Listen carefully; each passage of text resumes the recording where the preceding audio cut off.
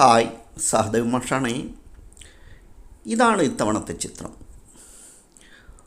വൃത്തങ്ങളും വൃത്തഭാഗങ്ങളും ചേരുന്ന നല്ലൊരു ഡിസൈനാണ്. അപ്പോൾ നമ്മുടെ ചിത്രം വരച്ച് തുടങ്ങുന്ന UP തലത്തിലും അതുപോലെ ഹൈസ്കൂൾ തലത്തിലുമുള്ള 8ാം ക്ലാസ്സിലൊക്കെയുള്ള കുട്ടികൾക്ക് വരച്ച് പഠിക്കാൻ പറ്റിയ രൂപത്തിലാണ് ഞാനിത് പറഞ്ഞു തരുന്നത്. വളരെ സാവകാശം തന്നെയാണ് പറയുന്നത്. A4 പേപ്പറിൻ്റെ വീതിയുടെ ഭാഗത്ത് നമ്മൾ നോക്കിയാൽ 21 സെൻറ്റിമീറ്റർ ഉണ്ടാവും.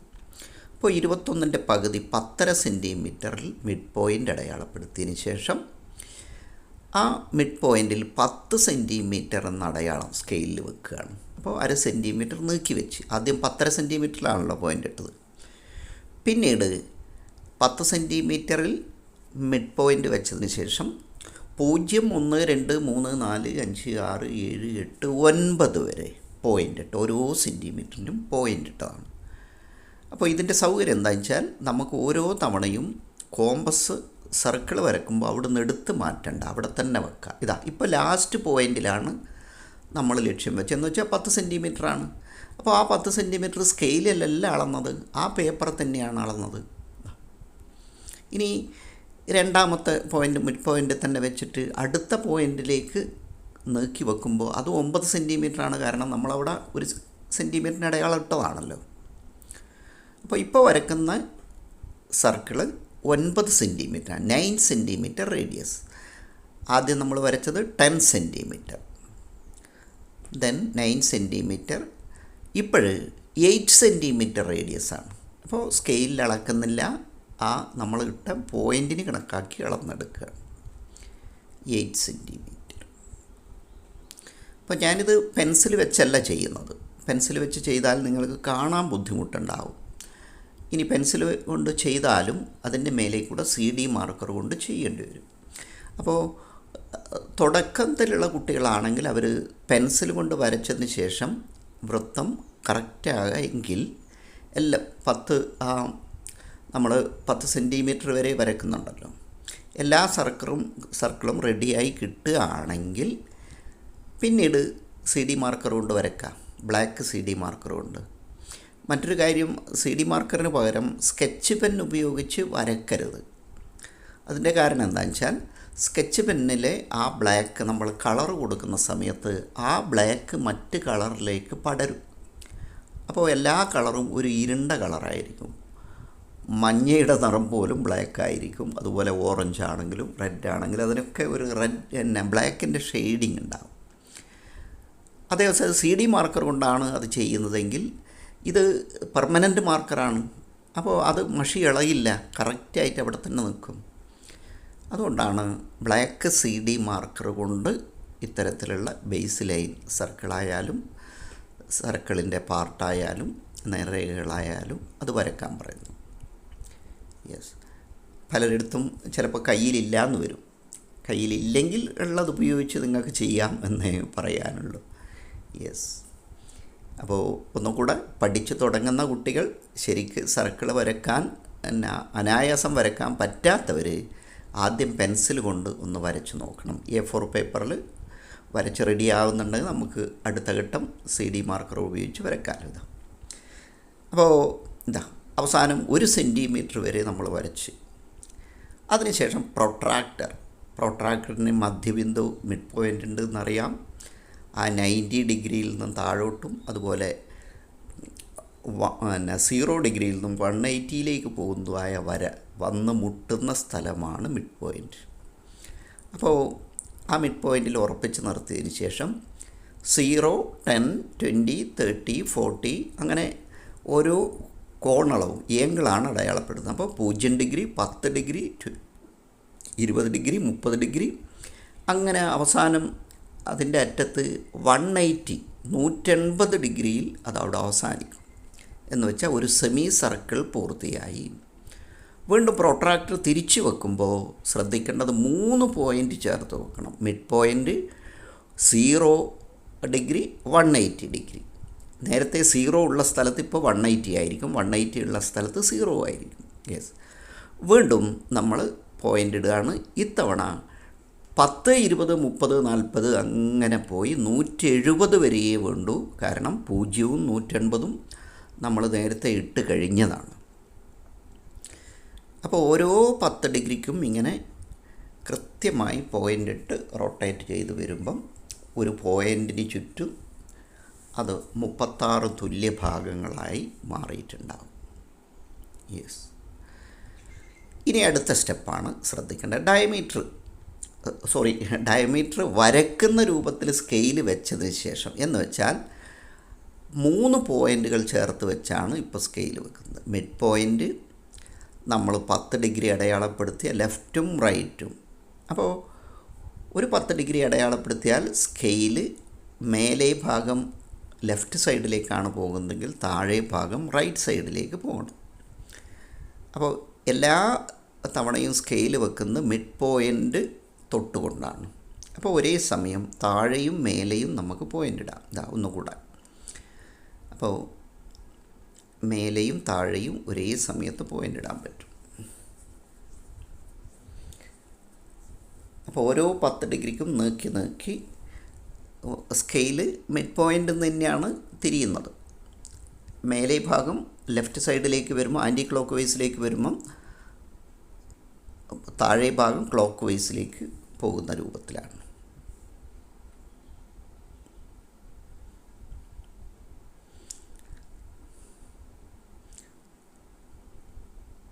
സോറി, രണ്ടും ആൻറ്റി ക്ലോക്ക് വൈസ് തന്നെയാണ്. ഓക്കെ. ഓരോ സമയത്തും 10 ഡിഗ്രി വീതം തിരിഞ്ഞ് സ്കെയിൽ വരും. അടുത്ത പോയിൻ്റ്. ഇതിന് വേണ്ടിയിട്ടാണ് നമ്മൾ 10 ഡിഗ്രിക്ക് അവിടെ ഉള്ളിൽ പോയിൻ്റ് ഇട്ട് ആ പോയിൻ്റാണ് ഇപ്പോൾ നോക്കുന്നത്. സ്കെയിൽ വെക്കുമ്പോൾ ആ 3 പോയിൻ്റ്, മിഡ് പോയിൻ്റ്, ലെഫ്റ്റും റൈറ്റും നമ്മളിട്ട 10 ഡിഗ്രിയുടെ പോയിൻ്റ്, ആ പോയിൻ്റ് ശരിക്കും പുറത്തേക്ക് എക്സ്റ്റെൻഡ് ചെയ്യുകയാണ് ചെയ്യുന്നത്. ഏറ്റവും പുറത്തുള്ള 10 സെൻറ്റിമീറ്ററിലേക്ക് എക്സ്റ്റെൻഡ് ചെയ്യുകയാണ് ചെയ്യുന്നത്. കാരണം നമ്മൾ പ്രൊട്രാക്ടറിൻ്റെ റേഡിയസ് 5 സെൻറ്റിമീറ്ററാണ്. അതുകൊണ്ട് 5 സെൻറ്റിമീറ്ററിൻ്റെ ഉള്ളിലായിട്ടാണ് പോയിൻ്റ് ഉള്ളത്. പക്ഷേ നമുക്ക് വേണ്ടത് 10 സെൻറ്റിമീറ്റർ സർക്കിളിലാണ് ആ പോയിൻ്റ് വേണ്ടത്. അതുകൊണ്ടാണ് സ്കെയിൽ ഉപയോഗിച്ച് ഇങ്ങനെ എക്സ്റ്റെൻഡ് ചെയ്തെടുക്കുന്നത്. ഒരേ സമയം ഇങ്ങനെ 2 ഭാഗത്ത് ചെയ്യാൻ ബുദ്ധിമുട്ടുണ്ടെങ്കിൽ സെൻറ്ററിലും ഒരറ്റത്തും മാത്രം വെച്ചാൽ മതി. അപ്പോൾ അത് 2 തവണ തിരിച്ചും മറിച്ചും ചെയ്യണമെന്ന് മാത്രം. ഇങ്ങനെ വച്ചാൽ ഒരേ സമയം ലെഫ്റ്റും റൈറ്റും ചെയ്ത് പോകാം. ഇപ്പോൾ പോയിൻ്റ് ഇടുന്നത് കൃത്യതയോടെ നമ്മൾ നേരത്തെയുള്ള പോയിൻറ്റിൻ്റെ എക്സ്റ്റൻഷൻ ഇതാണ്. നമ്മൾ നേർരേഖ വരക്കുന്നില്ല. നേർരേഖ വരച്ചിരുന്നെങ്കിൽ ഈ 2 അറ്റത്തുമാണ് വന്ന് മുട്ടുക.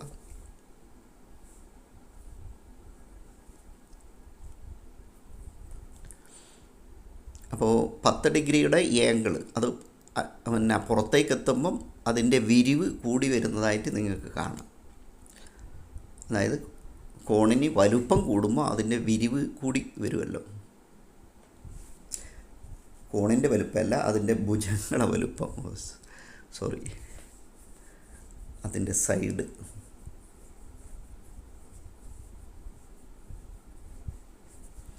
അപ്പോൾ ഇതൊന്ന് ശ്രദ്ധാപൂർവം ചെയ്യേണ്ടതാണ്. ഓരോ സമയവും നമ്മൾ സ്കെയിൽ വെക്കുമ്പോൾ നിർബന്ധമായും മിഡ് പോയിൻ്റിൽ വെച്ചിരിക്കണം. അതുപോലെ 2 അറ്റത്ത് 2 10 ഡിഗ്രിയുടെ പോയിൻറ്റും ആയിരിക്കണം. എന്നിട്ട് മാത്രമേ 2 അറ്റത്തും ഇതുപോലെ പോയിൻ്റ് ഇടാവൂ.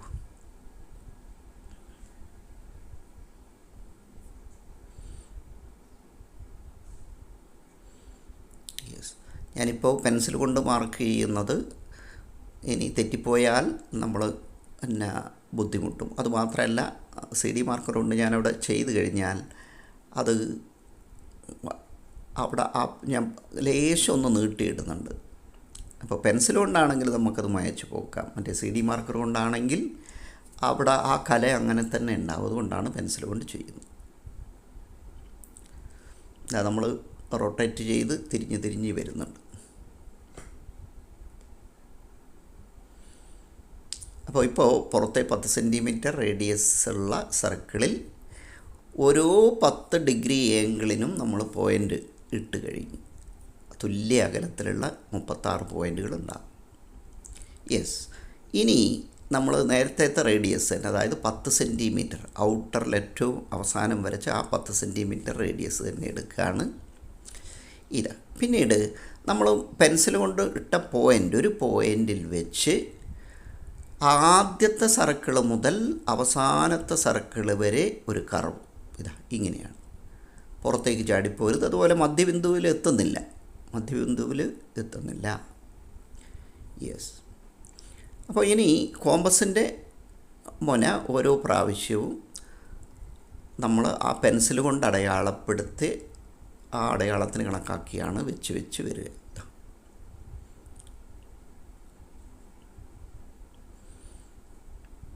ഓരോ പ്രാവശ്യവും നീക്കി വെക്കുന്നത് പെൻസിൽ കൊണ്ട് നമ്മൾ ആ ഇട്ട 10 ഡിഗ്രിക്ക് പുറത്ത് ഇട്ട ആ പോയിൻറ്റിലാണ്.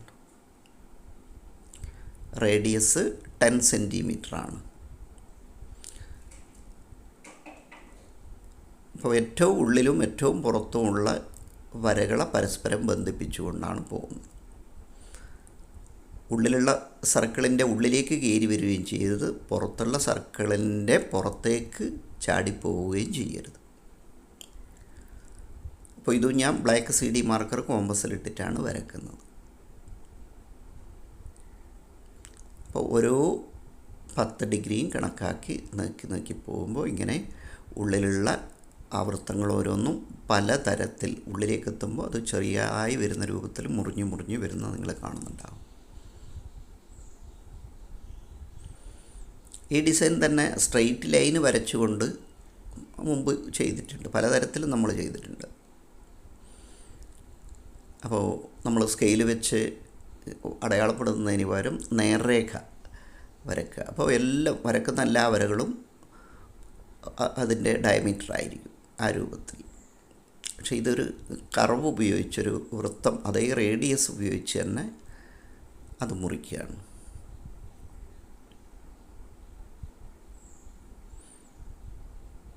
ഇപ്പോൾ നമ്മൾ അളവ് റെഡിയാണെങ്കിൽ എല്ലാ കളങ്ങളും ഒരേപോലെ തന്നെയാണ് ഉണ്ടാകുക. ഓരോന്നും ഉള്ളിലേക്ക് വരുന്തോറും ആനുപാതികമായി ചെറുതായി വരുന്നത് കാണും.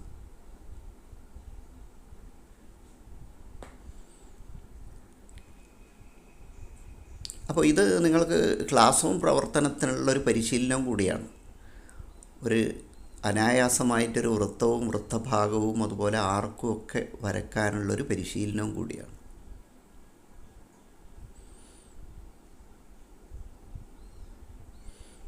പലർക്കും പെൻസിൽ കൊണ്ട് ധൈര്യത്തിൽ വരയ്ക്കാൻ പറ്റും. CD മാർക്കറോ സ്കെച്ച് പെന്നോ ഇട്ടിട്ടാണ് വരക്കുന്നതെങ്കിൽ ലേശം പേടിയുണ്ടാവും. കാരണം മറ്റൊന്നുമല്ല, അത് തെറ്റിപ്പോയാൽ മയക്കാനാവില്ലല്ലോ എന്നുള്ള. പെൻസിലുണ്ടാകുമ്പോൾ മയക്കാലോ. പക്ഷേ ഇങ്ങനെ ചെയ്താണ് നമുക്ക് ധൈര്യം ഉണ്ടാവേണ്ടത്. അപ്പോൾ ചില കുട്ടികൾക്ക് കൈ വറക്കുന്നത് കാണാം, അതായത് തെറ്റുമെന്ന് പേടിച്ചിട്ടാണ്. ഇനിയിപ്പോൾ തെറ്റിപ്പോയാലും വലിയ കുഴപ്പമൊന്നുമില്ല എന്നുള്ള ആ ധൈര്യത്തിൽ ഇനിയിപ്പോൾ രണ്ടാമതൊരു പേപ്പർ എടുക്കണം എന്നല്ലേ ഉള്ളൂ. അപ്പോൾ പഠിക്കുന്ന സമയത്ത് നമുക്ക് ആ ധൈര്യമല്ലേ കിട്ടേണ്ടത്. അപ്പോൾ തെറ്റുമെന്ന് വിചാരിച്ചിട്ട് വരക്കാതിരിക്കരുത്. അപ്പോൾ ഇങ്ങനെയുള്ള ചിത്രങ്ങൾ വരച്ചാണ് ഇത്തരത്തിലുള്ള കാര്യങ്ങൾക്ക് കൂടുതൽ പരിശീലനം കിട്ടുക. ഇപ്പോൾ നിങ്ങളെ സ്കൂള് തുറക്കുമ്പോൾ ഏതാണ്ട് ജൂലൈ മാസത്തിൽ തന്നെ അടുത്ത മേളയ്ക്കുള്ള ഒരുക്കങ്ങൾ എന്ന നിലയ്ക്ക് നിങ്ങളെ കുട്ടികളെ സെലക്ട് ചെയ്യാൻ വേണ്ടിയിട്ട് ഇത്തരം നിർമ്മാണങ്ങളൊക്കെ നടത്തും. ആ സമയത്തൊക്കെ നേരത്തെ ഇങ്ങനെ പരിശീലിച്ച കുട്ടികളാണെങ്കിൽ ധൈര്യത്തിൽ അവർക്ക് ചിത്രം വരയ്ക്കുകയും അതുപോലെ സെലക്ഷൻ നേടുകയൊക്കെ ചെയ്യാം.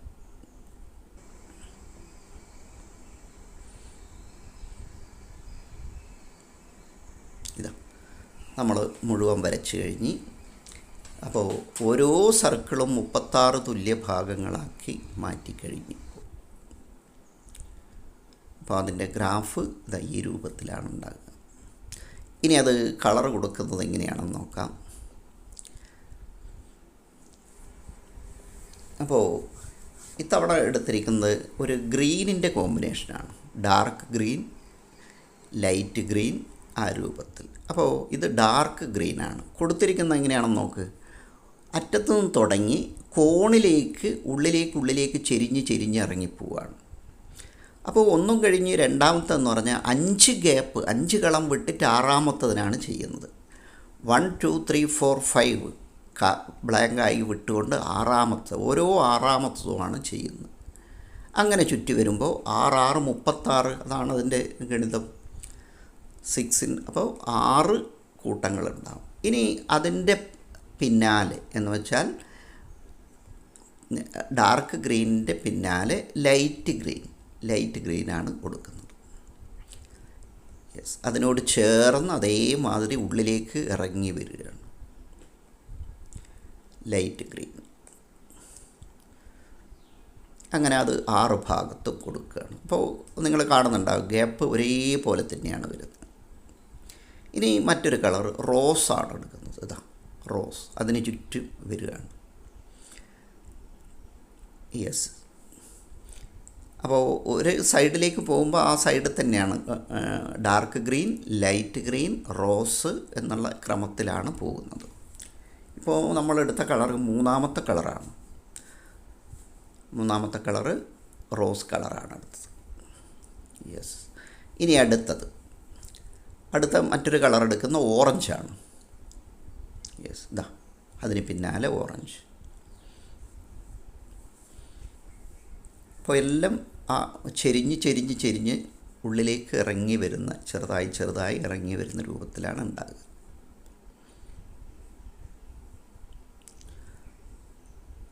Orange colour. യെസ്, അതിനുശേഷം യെല്ലോ. അപ്പോൾ ഈ സാധാരണഗതിയിൽ എല്ലാ കോമ്പിനേഷനും അങ്ങനെയാണ് അവസാനിക്കുക. ഓറഞ്ച് റെഡ് എന്ന് വെച്ചാൽ ഏത് ഡാർക്ക് എന്ന് തുടങ്ങിയാലും നമ്മൾ ആ ലൈറ്റ് കളറിലേക്ക് എടുക്കുമ്പോൾ ഓറഞ്ച് യെല്ലോ എന്നുള്ളതിലാണ് അവസാനിപ്പിക്കുക. അതിനുശേഷം ഒരു കളം വൈറ്റ് ആയിരിക്കും.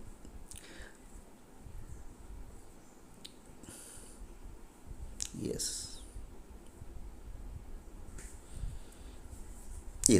ഇത്രയും ചെയ്ത് കഴിഞ്ഞാൽ നമ്മൾ ആ പുറത്തുള്ള ആ സർക്കിൾ ഒന്നും കൂടെ ഒന്ന് ഡാർക്കാക്കുകയാണ്. വേണമെങ്കിൽ നമുക്ക് ഓരോന്നും അങ്ങനെ ഡാർക്കാക്കി എടുക്കാം. അപ്പോൾ ചിത്രത്തിന് നല്ലൊരു മെഴിവുണ്ടാകും. അതൊക്കെ അതിൻ്റെ ഫിനിഷിങ്ങിൻ്റെ ഭാഗമായിട്ട് ചെയ്യേണ്ടതാണ്. അപ്പോൾ ഒരു ചിത്രം കംപ്ലീറ്റ് ചെയ്ത് കഴിഞ്ഞാൽ അത് ഒന്നും കൂടെ ഭംഗിയാക്കാൻ വേണ്ടി ഇതുപോലെ ഔട്ടറിലൂടെയൊക്കെ ഒന്ന്, അത് നേർരേഖയാണെങ്കിൽ നേർരേഖ തന്നെ. ഇനി ഇത് കോമ്പസ് ഇട്ട് വരയ്ക്കുക തന്നെ വേണം. അപ്പോൾ പുറത്തുള്ള ആ സർക്കിളൊക്കെ ഒന്ന് തടിച്ച രൂപത്തിൽ കിട്ടും. യെസ്, അപ്പോൾ നല്ലൊരു ചിത്രമാണ്.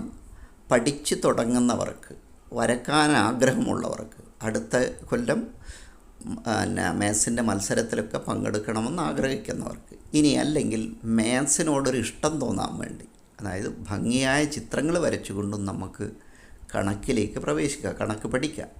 ഇതിൻ്റെ അകത്ത് ഇങ്ങനെ പഠിച്ചു വരുമ്പോൾ നമുക്ക് ഒരുപാട് ഗണിതാശയങ്ങൾ നിങ്ങളെ ക്ലാസ് റൂമിലുള്ള പഠിക്കാനുള്ള ഒരുപാട് കാര്യങ്ങൾ താനേ സ്വായത്തമാകും. അപ്പോൾ എല്ലാവരും നന്നായി വരയ്ക്കുക. നിങ്ങളെ ജിയോമെട്രിക്കൽ ആൽബത്തിലേക്ക് ഒരു ചിത്രവും കൂടെ. ഓക്കെ, അടുത്ത വീഡിയോയിൽ നമുക്ക് വീണ്ടും കാണാം.